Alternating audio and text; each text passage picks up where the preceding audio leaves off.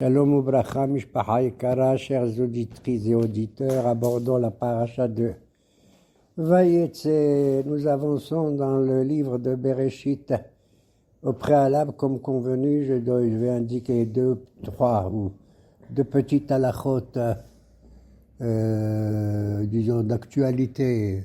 Ouais, à propos de Goy, par exemple. Oui. Oui, rapidement. Il faut répondre Amen à chaque bracha qu'on entend, bien entendu. Si par hasard vous voyez un non-juif qui récite une bracha, c'est incroyable, hein? Mm-hmm. Même s'il le fait en hébreu ou dans sa langue à lui qu'on comprend, eh ben, tu réponds Amen. Wow. C'est incroyable. Incroyable.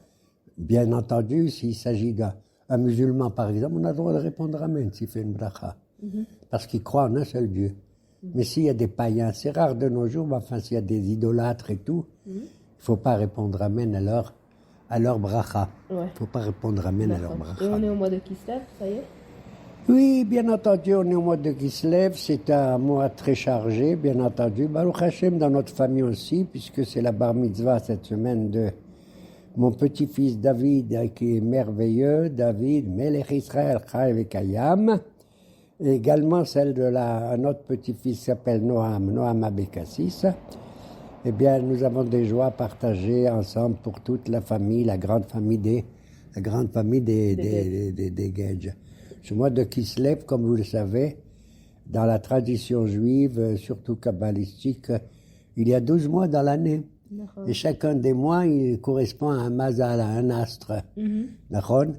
Nissan Iyar Sivan, par exemple, c'est le bélier, le taureau et les gémeaux. Nissan Iyar Sivan. Tammuz Avelul, c'est Satan. Le cancer, le lion et la Betula, la vierge. Tishri Heshvan et Kislev, c'est quoi? C'est Moznaim, la balance, le scorpion, et Keshet, l'arc-en-ciel, le sagittaire. Kislev, c'est le mois du sagittaire, et qui correspond aussi, les 12 mois, ils correspondent à quoi? Aux 12 tribus d'Israël. Hein? Et Kislev correspond à Binyamin, le personnage apparemment le plus calme, mais celui qui a mérité que le Beit HaMikdash sera construit sur son territoire. Et il a gagné Yerushalayim. Son territoire, c'est Yerushalayim, le Beit HaMikdash, je viens de le dire. Et naturellement, la question est de savoir est-ce que véritablement les astres, ils ont une influence sur notre destinée, sur notre vie. Hachamim disent non, en mazal Israël. En tant que peuple, collectivité, il ne peut pas y avoir d'influence des astres, d'aucun des astres que je viens de citer, sur le peuple en tant que tel, mais sur un juif en tant qu'individu, ça peut avoir une influence. J'ai vérifié la question sur le plan scientifique, il paraît que sur le plan scientifique, les astres n'ont aucune influence sur nous. Il n'y a pas de mazal. Et moi, ça m'étonne parce que je ne comprends pas pourquoi Kadosh Baruch Hu a créé des millions et des trillions et des millions d'astres qui servent à rien du tout. Pourquoi il les a créés? Quelle est l'importance de leur existence, de tous les astres? Bon. Sûrement qu'il doit avoir moi, je pense qu'il doit avoir une influence quelconque. Tout simplement, moi, je pense que chaque individu, on est marqué par l'influence de tout ce qui se passe. On a un œil, tout ce qu'on voit peut influer sur notre vie.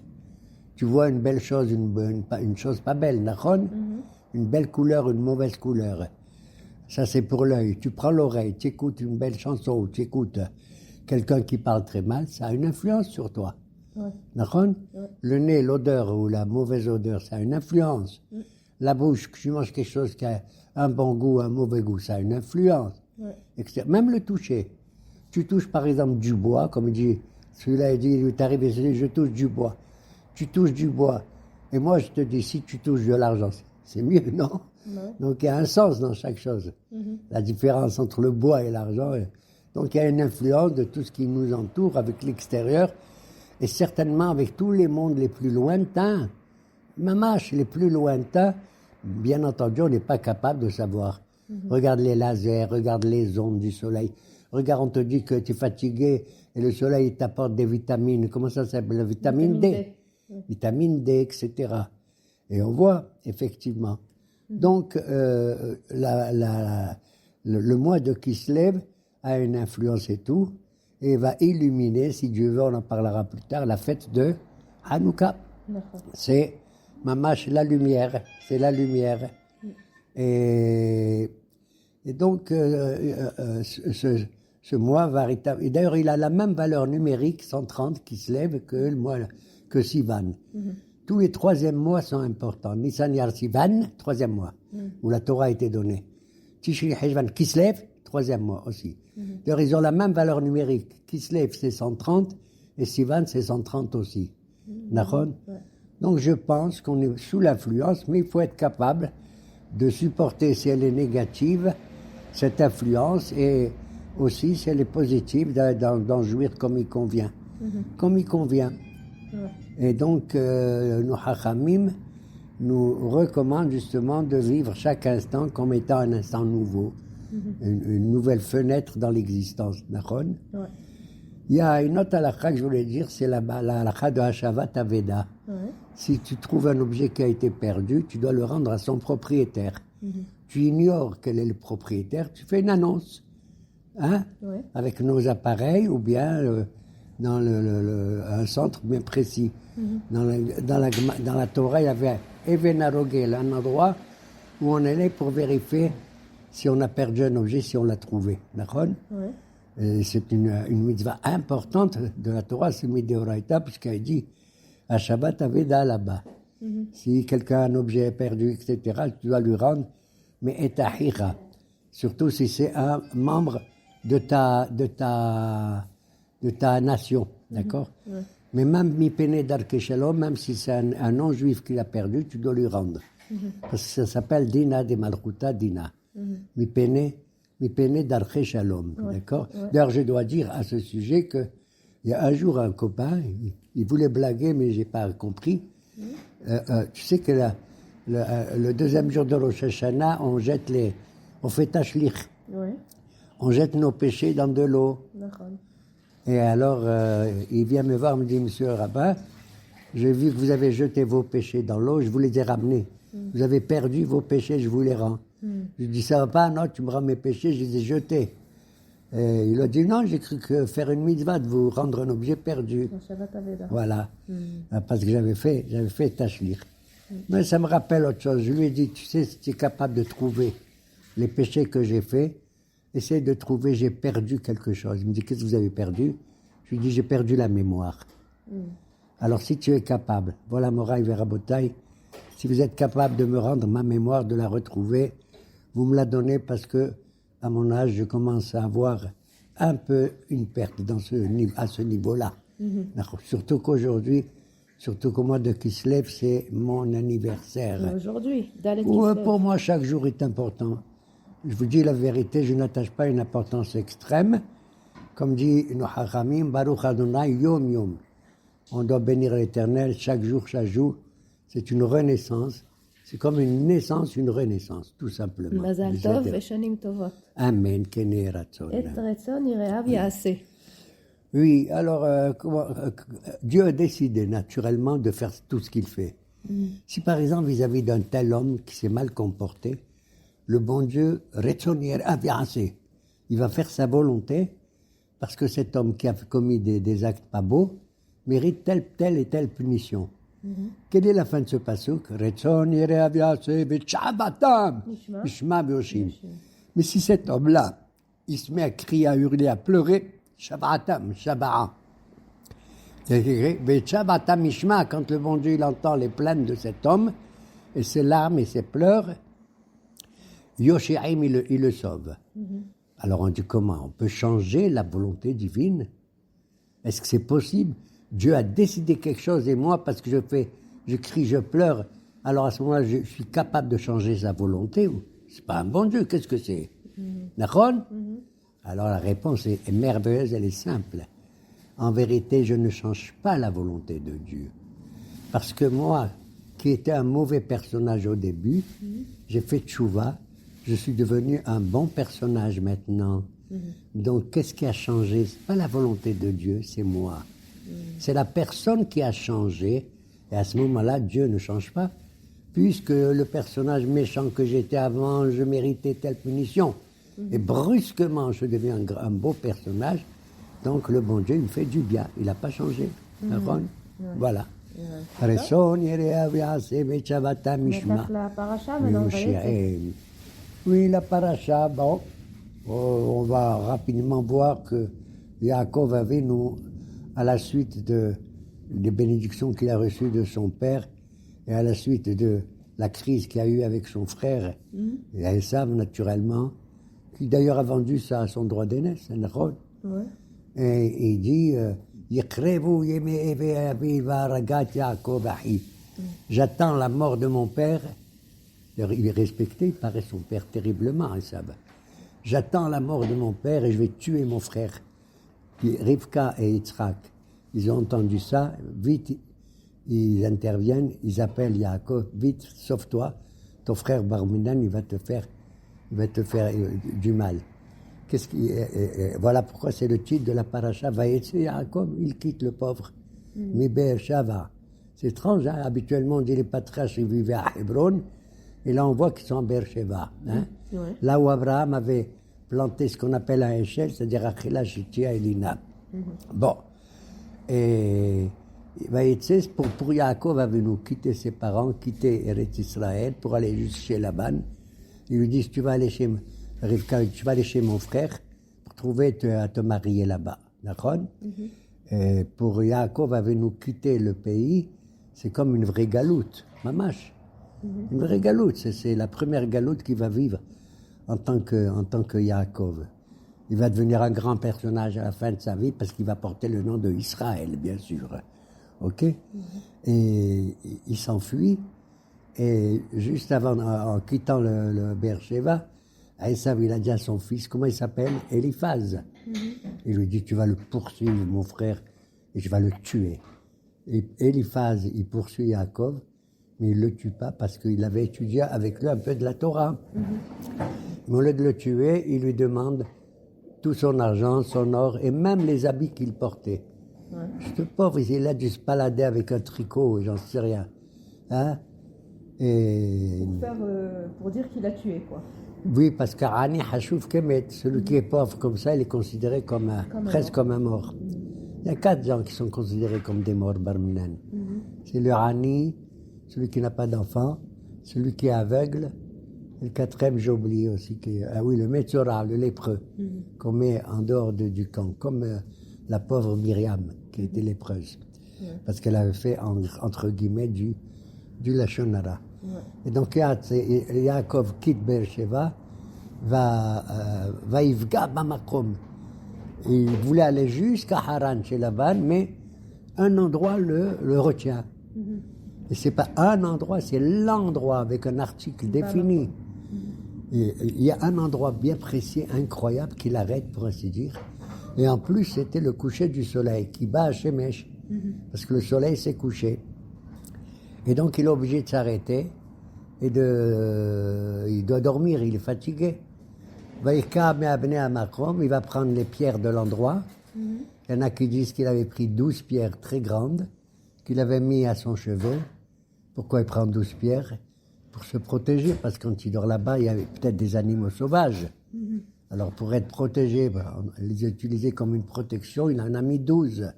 D'accord? Et il veut pour s'endormir. Tu sais qu'il y a un pays qui t'endort. Tu sais, quel est le pays au monde qui t'endort le plus? Où il y a plus de l'eau. En hébreu, il s'appelle son nom. Non? C'est Pauline. Pauline. Là, tu dors. Top. Eh bien, il s'est endormi, qui bat à Shemesh, et brusquement, Veine Halom. Et brusquement, il fait un rêve. À chaque fois que tu vois dans la Torah le mot Veine, ça veut dire que c'est quelque chose d'inattendu. D'accord? En général, on rêve, mais là, c'est un rêve inattendu. D'accord?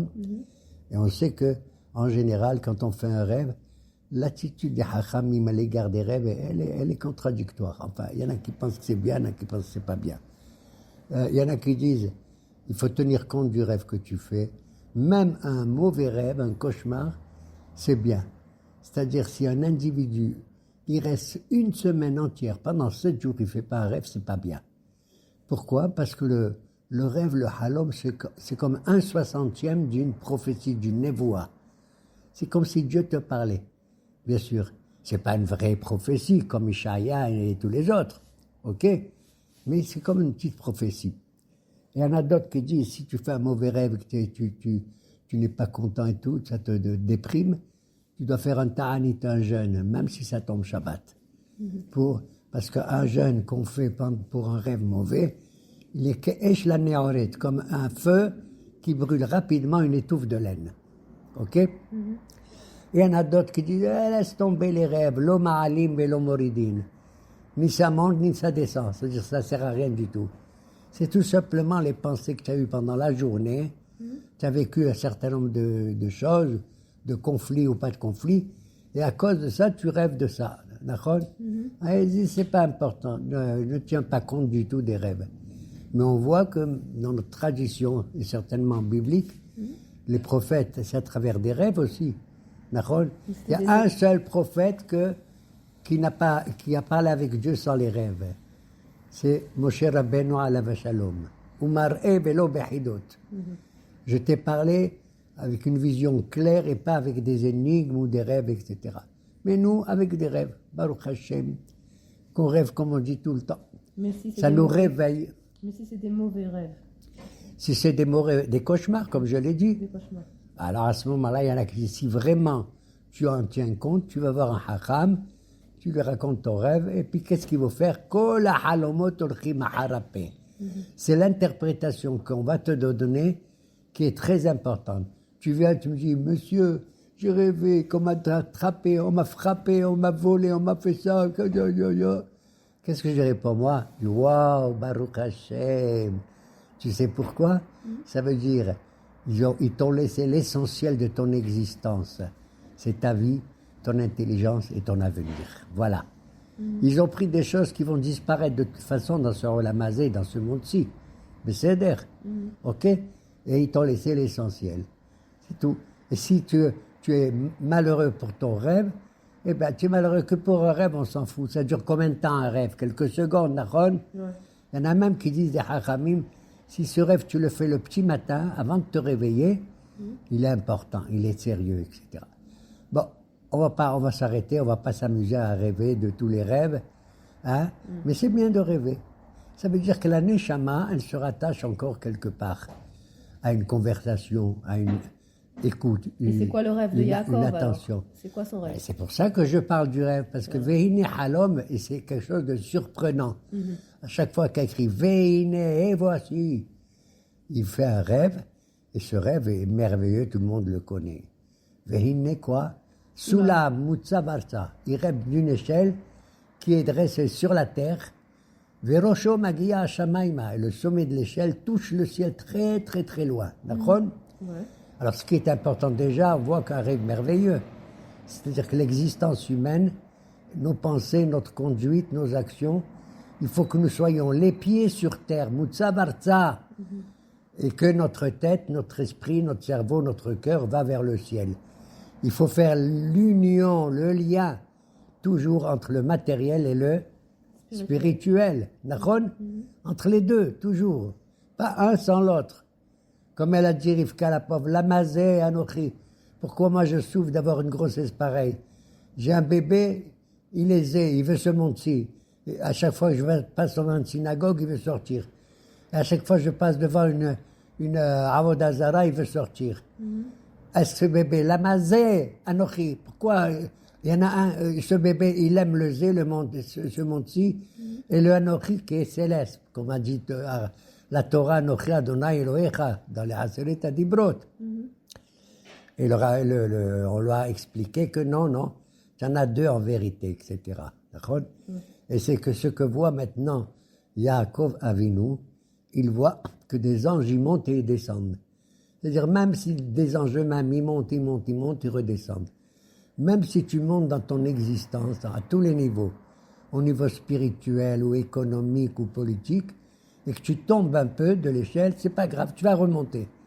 Il faut toujours avoir la conscience que chaque chute, comme on dit, Yerida Leshem Aliyah. Il est Tzorech Aliyah. D'accord?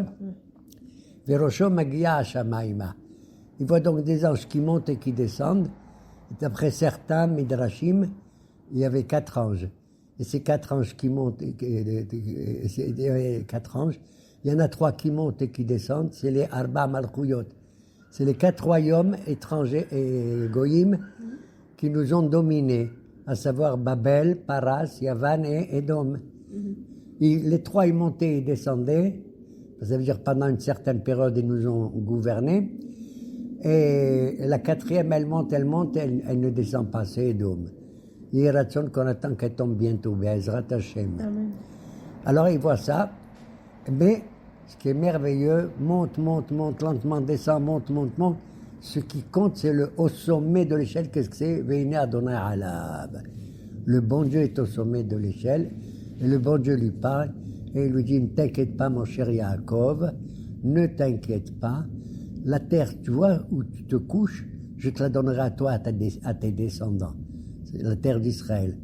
Tout parce que Ilou, toute la terre d'Israël, s'est pliée en 1000 morceaux, et il s'est couché sur la terre d'Israël. C'est une façon de parler. Je te la donne à toi et à tes enfants, et je te protégerai, et tu reviendras sur cette terre, même si tu vas chez Laban. Il se réveille et dit, Veine halom, c'est un rêve, mon Dieu. Alors à ce moment-là, il dit, je comprends pas. Je suis arrivé Bamakom Azé, dans cet endroit, mais c'est un endroit merveilleux. D'accord? D'ailleurs, le mot Makom, tu sais, en vérité, l'endroit n'est pas l'endroit de Dieu, c'est Dieu qui est l'endroit de tout le monde. D'accord? Clair et net. Et d'ailleurs, je vais le dire parce que quand tu vois le mot Makom en hébreu, ça s'écrit comment? Mem, Kouf, Vav, Mem. En Gematria, valeur numérique, ça fait 186. Ben, c'est Dieu. Comment? Ben, parce que si tu prends le nom de Dieu, le grand nom de Dieu, c'est quoi? Yud Kevavke. Hachem, d'accord? Yud, c'est 10. 10 fois 10. 100. Et c'est 5. 5 fois 5. 25. Vav, c'est 6. 36. 6 fois 6, 36. Et le dernier, 5 fois 5. 25. 125. 36 et 25, ça fait combien? 186. 186, c'est Makom. Voilà pourquoi Yaakov Avinu, il dit, Achen, vraiment, Achen, Yesh Hashem bamakom hazeh, Elokim bamakom hazeh. Dieu est dans le makom, hein, la gematria. Bamakom hazeh, v'anochi, lo yadati. Ça veut dire, il reprend les mêmes mots. Dieu, il est partout. Il n'est pas simplement au-dessus de l'échelle. Il est dans Zé. Il est dans ce Olamazé, il faut voir Dieu. Rien que tu vois des fleurs, c'est merveilleux, c'est incroyable. Tu vois des fleurs, tu vois des fruits, tu vois l'air que tu respires, n'importe quoi, ça t'indique que c'est pas possible, il n'y a qu'un seul Dieu qui peut créer tout ça. D'accord? Il n'y a qu'un seul Dieu. Hein? D'ailleurs, je vais te dire à propos de ça, la philosophie grecque, elle est merveilleuse. Elle est merveilleuse, mais elle vient nous enseigner quelque chose d'important, mais ce n'est pas suffisant. Qu'est-ce qu'elle nous enseigne, la philosophie grecque? Des choses merveilleuses à comprendre. C'est comme si, il te dit, ce monde, il est plein de fleurs. C'est beau, hein? La philosophie, la pensée, c'est beau. Mais nous, le judaïsme, on ne dit pas que Dieu, il a fait que des fleurs. Le bon Dieu, il a fait des fruits. Les fruits, c'est plus important. Parce que quand tu as faim, tu dois manger, d'accord? Et les fleurs, elles te nourrissent pas. Les fleurs, c'est la pensée, c'est les belles idées. C'est l'hellénisme, c'est l'agréable. On va en parler à Hanouka, d'accord? Mais ce qui compte, c'est l'action, le ma'asé. Et pour faire de l'action, il faut manger, d'accord? Ce que Dieu a fait est profitable à notre corps comme à notre esprit aussi. Voilà pourquoi il a dit Achen yesh Hashem bamakom hazeh ve'anochi. Dans ce monde, Dieu, il est dans le zé et dans le anochi. Ve'anochi lo yadati. Ça rappelle un peu sa maman, Rivka, aussi, elle a dit ces mots. Anochi. Ça rappelle ce qu'elle a dit, la pauvre, quand elle avait sa grossesse, l'amazé anochi. D'accord? Et donc, nous voyons qu'il se réveille et il enlève les pierres brusquement. Il a mis 12 pierres. Combien il trouve maintenant? Une seule. Au début, il a pris les pierres au pluriel, il y en avait 12. Il y en avait une seule. C'est un signe comme quoi il aura 12 enfants, que Be'ezrat Hashem, les 12 enfants seront réunis d'une seule pièce, vont avoir la même croyance, la même piété et le même élan dans l'existence, en espérant que vraiment ça va se passer malgré toutes les influences un peu négatif qu'il y aura dans les enfants et dans la galoute de Réhobed, Shimon, Lévi, Oda, etc., etc. Chacun est une espèce de ministre dans le gouvernement divin. Yaakov qui va chez Lavan, c'est vraiment la galoute. Ben oui, Vaïetse, il sort. Tu te rends compte, rien que le mot Vaïetse, tu comprends. Et il est sorti de lui-même, il est sorti de son existence réelle. Mais qu'est-ce que tu veux? Il faut affronter les difficultés et toutes les peines que nous avons dans ce monde-ci, en sachant que nous allons bénéficier quand même de quelque chose de mieux. Eh bien, il quitte, comment il s'appelle, Aïsaf qui est Adom, le rouge. Tu crois qu'il va aller chez Lavan, le blanc. Alors les gens ils disent, ouais, il quitte le rouge, c'est affreux, c'est le dîme. Il va aller chez le blanc. Oh, tu parles, le blanc, Lavan, il sera pire que... Naval, il sera pire que le rouge, d'accord? Et Naron, et il arrive là-bas, et il n'arrive pas. Tu sais quel âge il avait quand il a quitté ses parents? 63 ans. Incroyable, hein? À 63 ans, il ne s'est pas marié, mais tu ne te rends pas compte, de nos jours, on dit c'est Ralbin. Et il se permet, entre guillemets, je ne veux pas le juger, mais quand même, au lieu d'aller chez Lavan tout de suite, il va aller dans la yeshiva de Shem et de Haevel pour étudier la Torah. Combien de temps? 2 mois, 3 mois? Pas du tout. 14 ans. Il arrive chez Lavan, quel âge il a? 77 ans. Est-ce qu'il se marie? Même pas. Je ne veux pas raconter l'histoire, tout le monde la connaît. Il faut qu'il travaille pendant 7 ans pour avoir une des filles de Lavan, et on le trompe. Au lieu d'avoir Rachel qu'il avait rencontrée dans le puits, on va lui donner Léa. Mais il veut quand même Rachel, et il retravaille encore 7 ans pour avoir Rachel et Menou. Et Ratson, que tous les bienfaits, aussi bien de Léa, de Rachel, soient considérés pour nous comme un grand zérout pour continuer. Avec le retour de ma mémoire, on continue un petit film, quel film? Un petit chiour aussi court que ça, Todaraba.